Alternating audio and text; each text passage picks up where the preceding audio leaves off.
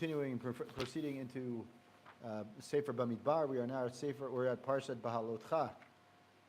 So this week's Parshat has many interesting components to it, from the beginning, which is the candle, the menorah.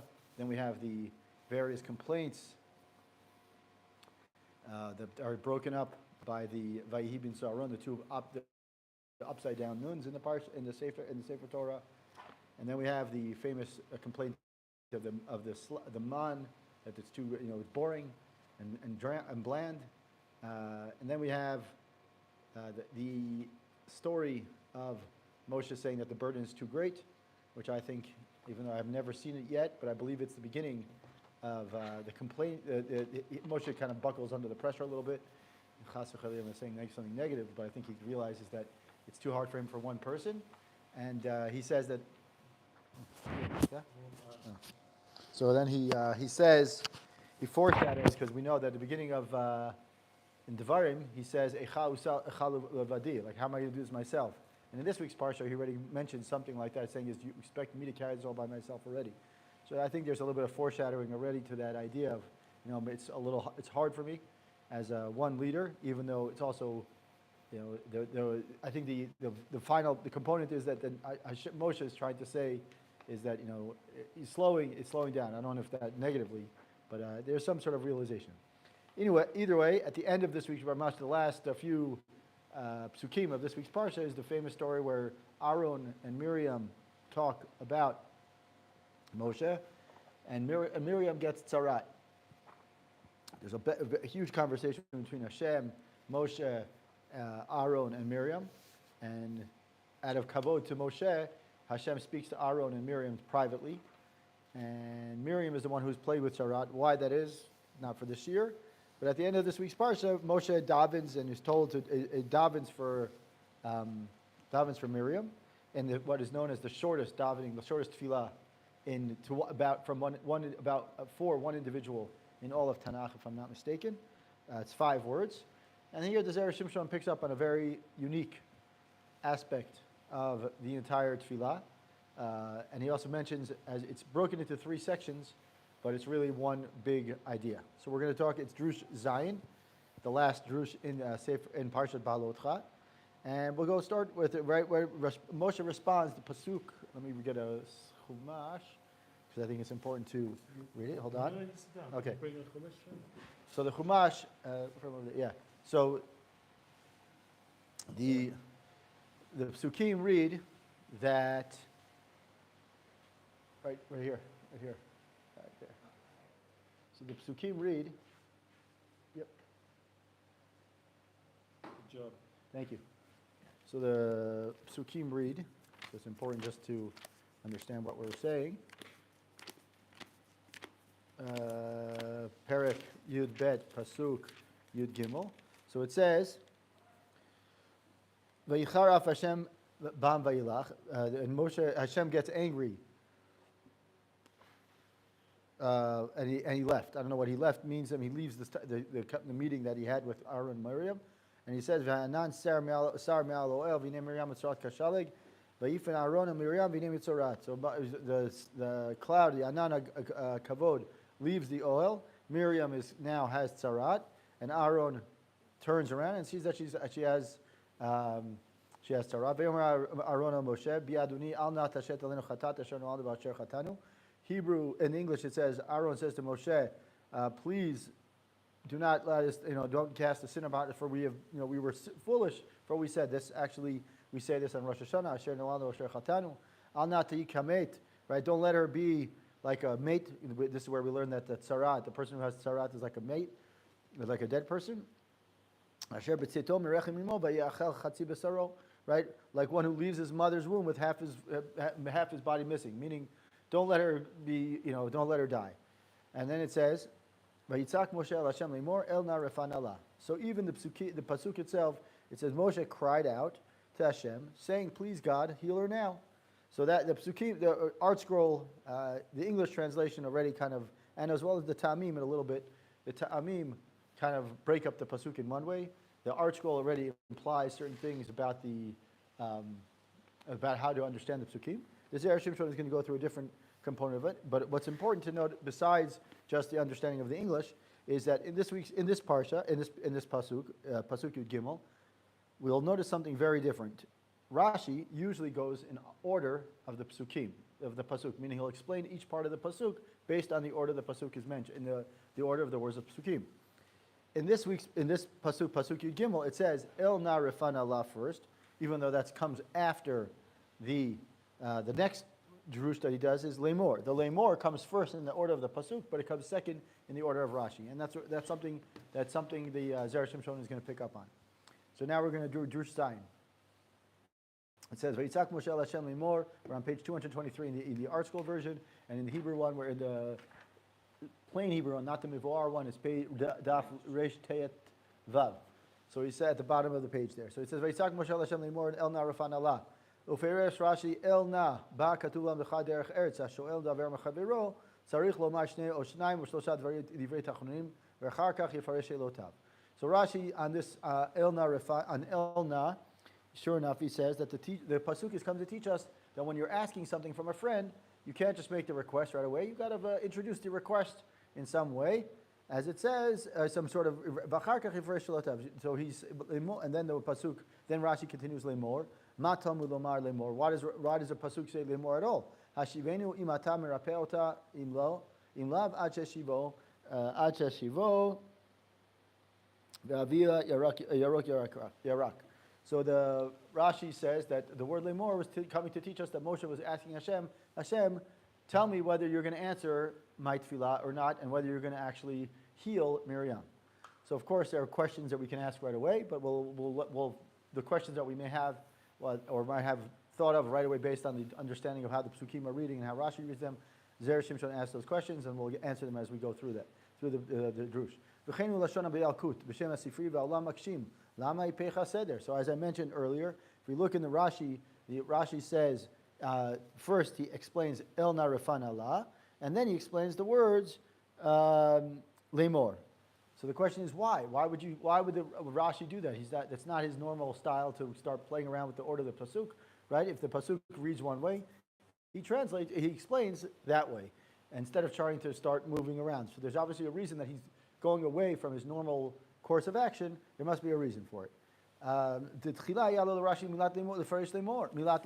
Rashi should have first explained the word lemor.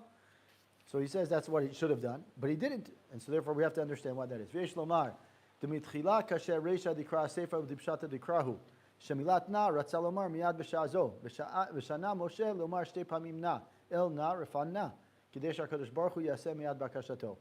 So he says we have to understand that if we look at the pasuk, it seems to contradict the end of the pasuk. Because when we read the pasuk, El na vayitzak Moshe el Hashem lemor, Moshe screams out to Hashem saying, El na refan na la, right? So the pasuk it says the El na at the end of the verse, in fact, is not please God, but rather now, meaning El na. The first El na is please, right? But rather now, the second na that comes up, it says El na refan na, right? So the question is, why do we have to say the word na twice? So he's saying El na, God, please. Na, the second na means now. I mean, do it right away, right? But if I'm saying, it means that Moshe repeated himself to make sure that the pasuk, that the tefillah is answered immediately, right? By which means he's saying how critical the right. Oh, right. When you say please God, this is what he means to say here. He means when you say please God, do it now. If I wanted to do something now, I don't want to keep on adding words. I just want to say now, like just get it done. So he's saying like, Vayitzak Hashem Moshe lemor. Lemor is like the slow kind of like he makes an introduction. He does this whole thing, and now he's saying El na refan Allah, get it done now. It doesn't make sense. He seems like there's some sort of kind of the beginning of the pasuk and the end of the pasuk, and he's going to go through it a little bit more, even a little further. So he says, Kadesh HaKadosh Baruch Hu yasem yad bakashato. Hashem, Moshe wants Hashem to carry out his request now, at the very moment, without any hesitation. As we know, in the Gemara says, "Shana alav hakatuv la'akev," meaning when a pasuk repeats words, it comes to teach us la'akev that you can't be skipping. Kahu that we say elsewhere, anyone who exerts himself and puts out extra energy in his tefillah, he's guaranteed that he's guaranteed that his tefillah will not be unanswered. The meaning that Moshe davened with such kavanah, his tefillah was with such kavanah that it could not be ignored and was sure to be answered. Right? If Moshe was davening with such kavanah, and he was asking for Hashem to do it right now, and he really wanted, and he says el na, refana, repeats the word na, meaning that he wants it now, then the word lemor, right, which Hashem to tell him whether or not he should, why Rashi says lemor means that Moshe says to Hashem, are you gonna actually let me know, Hashem, let me know whether you're gonna actually heal her or not, right? If my tefillah is so powerful that I'm saying Hashem, do it right now, and it was Moshe Rabbeinu davening at that level of kavanah, then saying lemor, asking the question, well, I want to know whether you're going to answer my question or not, or whether you're going to heal her or not, is contradictory to the statement of do it right now, right? One is I'm not sure. One is now, right? So when I say that, there's a difference in the words, and the one contradicts the other. Understood? Okay. Yeah. Right? What is it possible that Moshe would tell? What would Hashem answer? What's Hashem going to say? Right? What can Hashem say to Moshe now? That would be, shalom. Right? Wasn't Moshe's tefillah that he wants Hashem to heal Miriam immediately, and that his prayer be, was not his prayer, meaning that the fact that he said el na refana, the fact that he stressed it over and repeated it, shows how important his tefillah is and how much he wants it. Meaning, if so, then there's no reason for Moshe, to say anything. Meaning, how do we understand the fact that the beginning of the pasuk says, Hashem, I want to know whether you're going to answer me or not. And the second part is saying, do it right now. When I say do something, do it right now, I don't have time to say, let me hear your thoughts on the point, right? Like, I need to get an answer now. I'll give you a good example. Very good example. Very, very good example, right? We have one of my daughters is, we're going on a vacation soon, and we need to get vaccines. Right, and so for whatever reason, one of my daughters, there's a lot of everyone has their own schedule. So my daughter was not able to. She was not able to get an appointment for whatever reason. We finally got her an appointment, and then she got there, and the appointment was they forgot to tell us that day they're doing shipputzim in that building, and so the building is closed. So now she's stuck where she doesn't have an appointment, and she's stuck. So what do we do? So I said, well, let's call someone that we know that can help us out. And I said, I need an answer now. I need to know now whether, she said, the place that was closed, they said, come back on Friday. So I said, call the place, because they said, okay. So she left. Then I said, but call them back and say, will you be open on Friday? And they said, yeah, we'll be open. So she gets a call today saying, oh yeah, we don't have the medication. Meaning tomorrow, they don't want to have the vacation. Had they not called, she would have showed up there and been more frustrated. So then I called someone else and I said, okay, we need an appointment right now. We need an appointment for Sunday, right now, like right now. I don't have time to start giving you the whole story. I told my friend who was the contact there, I said, I don't have time to explain. Just make sure I have an appointment on Sunday, right? So I want the answer now. Like, give me the appointment. Whatever time you tell me, I'll be there on Sunday, right? So the same thing here. Moshe has no time he doesn't want to start. Hashem doesn't have time to answer. He's got to first deal with healing her. Then we'll worry about, the whole back and forth, whatever. Like when you have a situation, sometimes the first thing you have to do is just solve the problem, and then we'll worry about, are you going to tell me this, or what is Hashem going to say? Like what could Hashem add to it, saying, no, I'm not going to. Yes, I'm going to. Whatever. What are you going to say? So, Ivrit. It's fine. Okay. We're in Drush Zayin. Yes, Shulim, Timothy, what's it? Oh, thank you. Thank you very much. You don't need to bother. Yeah. Okay. So, anyways, we're in Drush Zayin. So the question is, anyway. So the question is, why would you say the beginning of the pasuk says, "Vayitzak Moshe el Hashem lemor." Lemor, he's saying something he wants to, and the lemor, according to Rashi, is that he's asking Hashem, will you actually heal Miriam or not? And then the second part is el na refana la. El na refana la. The repeating of the word na shows us that Moshe wants it to be done right now. And if that's the case, if he wants it done right now, what is Hashem going to answer? What's the lemor? The lemor seems to, as they say in good Gemara language, tarte desatre, meaning it's contradictory. to what you want. So now the question is why? It sounds like he's leading towards a relationship sort of Torah. They're going to get to something very close to that, actually. Yeah. So we say, so there must be something else in the word lemor that we haven't understood yet. So he says like this. So according to this, that we know that Rashi in the beginning, the El Na Refan Allah, which Rashi asks about, Rashi says that the tefillah, in order to make a request, Amiga tefillah, you have to first introduce the tefillah. Right? So there has to be something that we have to now understand that he's going to say is maybe Moshe's tefillah was not introduced correctly. So now we're going to say is like this. So he goes like this. He goes, L'chein tzarich lomar demilat el na eino rotze lomar miyad b'sha'azo k'mo refana. Right? So we have to understand that there's a distinction between the two parts of the pasuk. Even though the pasuk reads, and most of us read the tefillah as el na refana la. Right? It's 5 words. El na refana la. So that's 5 words. We all think that it's one tefillah. The Zera Shimshon says no. El na is the introduction. Dear God. It's like what I would write, like dear whatever. I would say dear God, so that's el na. That's the first part. Comma. Take a broad breath, deep breath. Refan Allah. Refan Allah is the actual tefillah. And that's why the na and the na are not they're not connected. The first na is just to say, please. Right? And even if you look in the now you can understand why our school does the way it does. Usually, if you would say the same word twice in a pasuk, our school should translate it as the same time twice. And here our school says, please God, please. And in fact, here he does it. In the English, it says, please, comma, God, comma, heal her now. Right? But na, if we're saying na twice in the same pasuk, you would think that they would translate it the same both times. Right? So even they understand that there's something here. So the Zera Shimshon says, is miyad b'sha'azo. And right, Kamo Refana, as he meant it, when he said Refana, means the second time, it's used in two different contexts. The first na is to say, please God, right? Like we say na, right? Bakasha, na is a lashon request, please God.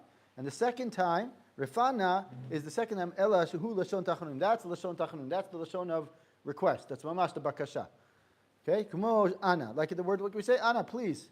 Ve'en kan lo kefel, right? It's not repetitious, even though we think it is. There's a repetition. V'lo chizuk b'tfilah zo, and there's really no chizuk. Meaning, what happens is that his tefillah was refan Allah, and which the introduction is it's not strong enough. In other words, his tefillah was not introduced properly enough, and that's why you have to say it's missing something. Now he's going to say, that's why he say.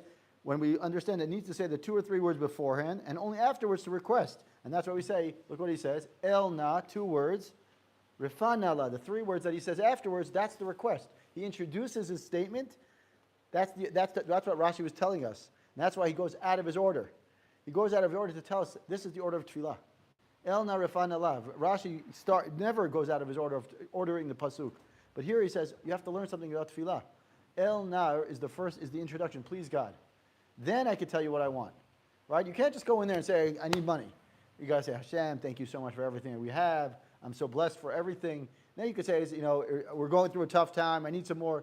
I saw an interview recently. I forgot some video where they interviewed someone who was in the tunnels. It was a hostage. And they said, what did you do all day? What did you do all day? He said, the thing that saved me was tefillah. He didn't look religious to me, at least in again, maybe I'm being very judgmental, but he didn't look religious. And so the person asked him, what did you daven for? In those types of situations, if you permit, is even people who say I'm an atheist would... Yes, there's a famous statement in English called, there's no such thing as an atheist in the foxhole. That was used in time of the World War II when the people were in the bunkers. Right? There's no such thing as an atheist when bombs are coming there. Right. You call him and say, hey, your mom is in hospital, please. Right. So that's what he was saying. He said, what got you through the day? And the hostage, or the former hostage said, I don't remember who it was, the former hostage said, every tefillah of every day started the same way. Thank you, Hashem. A person is sitting in the tunnels in Gaza, he's saying, thank you, Hashem. And then he said 10 minutes of just thank yous. I'm alive. I know there are people out there waiting for me. I have some sort of food. I can understand. 10 minutes, he said, I would just thank you. Whatever I could say thank you for. And then he would say, then I'd break down. Then I'd break down and really give it to him, Hashem say, make the request. Right, exactly. Like you have to make your introductory statement first. You can't go in there saying, hey, I need something right now. Of course we all want the same things, but we need to, in order to make that statement, you have to really bring it first. And that's what he's saying here. That in order for the word lemor, and for us to understand, it means to tell us, to make any sense, elna cannot mean Hashem now, rather it means please Hashem. In which case Moshe had prayed daven only once. The real tefillah was Rifan Allah. Elna was just an introduction. And since he did not repeat himself and didn't really strengthen his tefillah the way he should have, like right, if I really wanted something to be urgent, Rifan Allah is not enough of a tefillah. Right? If you really want, we think that now is repeated twice, and therefore it sounds like it's, we really want it now. But it's not. It was Elna was like, dear God, or please God, as we saw. It's please, like a bakasha, yeah, a request. Right, exactly. And that's not a strong enough tefillah to make it happen urgently. What would be an example of a strong tefillah? It would say, yeah, it would say is, if you would say is Rafana la achshav miyad, right now, going on. Let's say for Devarim in Veschanan, it says that Hashem wouldn't let Moshe daven anymore because Veschanan was such a strong, like it was right. too much tefillah. Right. So that, but again, right. So, right. Yes, yes. אם הוא ישתתף הוא... לא צריך להשתתף, אתה עובד קשה, אפשר לאכול גם כן. Anyway, so, כן, בסדר. Anyway, so he says, Shama maybe. right, לפי, אתה יכול לעבור לעברית אם אתה רוצה. One Okay. of the reasons there was a funeral, so that's one of the reasons a lot of people got. מי? לא, אולי מישהו שיבוא... No. יש funeral. No, he wants to speak Hebrew. He wants me to speak Hebrew right now. He wants me to turn to Hebrew. Okay, so I'll do a little. What I'll do is I'll finish in English. I'm going to finish this in English, and then I'll switch to Hebrew to just explain the whole idea quickly in Hebrew. Anyways, I told him because he told me.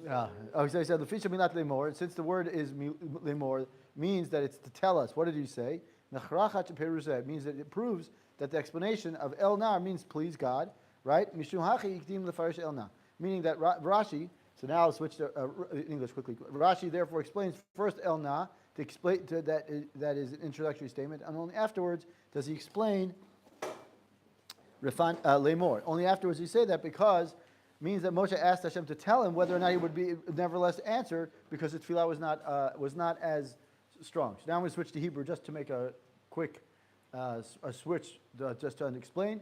אז השאלה היא ככה, בסוף הפרשה כתוב, ויצעק משה אל השם לאמור, אל נא רפא נא לה. זאת אומרת, מרים מקבלת עונש על זה שהיא דיברה לשון הרע אל אהרון, והשאלה היא, על משה, זאת אומרת, על משה, מצטער, כי מקבלת צרעת, מה העונש? היא מקבלת צרעת, ומשה מתפלל בקשה, אל נא, פסוק אומר, ויצעק אל השם לאמור, אל נא רפא נא לה.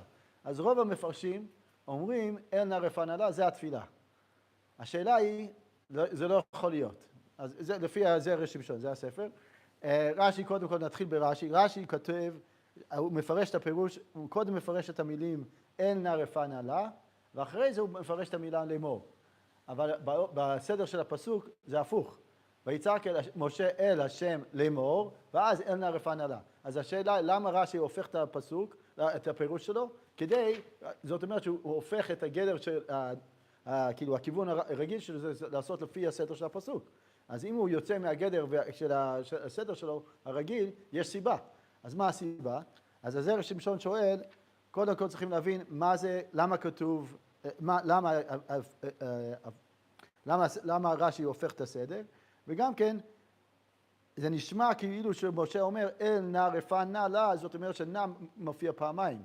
ואם נא מופיע פעמיים, זה נשמע כאילו הוא רוצה משהו עכשיו. כאילו לפי הגמרא, הגמרא אומרת בפסחים וגם בזבחים, שנא, כל מילה שכתוב פעמיים בפסוק, זאת אומרת שיש איזו חוזקה במילה. לדוגמה, אשום אשם, כל מילה אחרת שמכפיל את עצמו בפסוק, אז ברגע שיש כפל לשון בפסוק, כפל מילה בפסוק, זאת אומרת שזה משהו מעכב. זה הגמרא אומרת.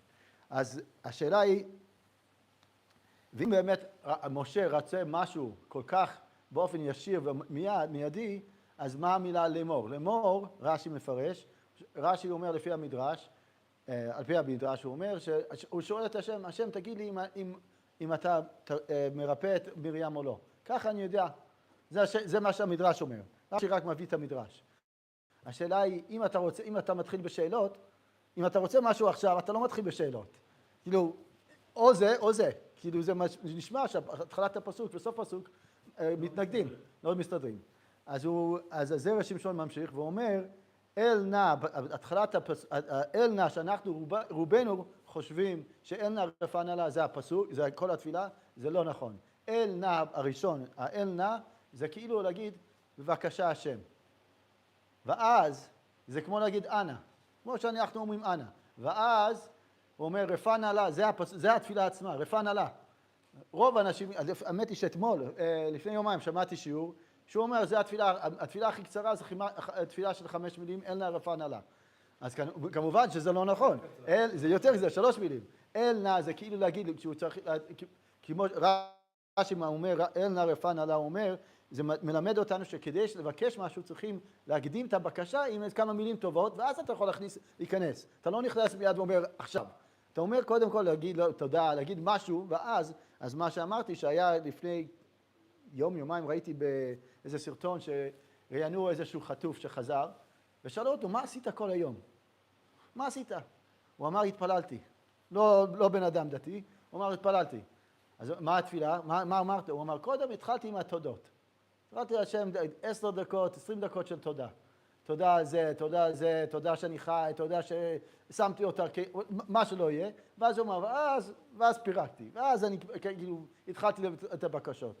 אז מכאן זה אותו דבר. אז זרע שמשון אומר שהאל נא הראשון היה כדי להקדים את התפילה, כאילו להתחיל את התפילה, להקדים את הבקשה, ואז הרפא נא לה זה התפילה עצמה, ולכן הנא, למרות שזה מופיע פעמיים, הנא זה לא מכפיל את עצמו, אלא זה יש שני לשון של נא, יש נא בבקשה, ויש נא עכשיו.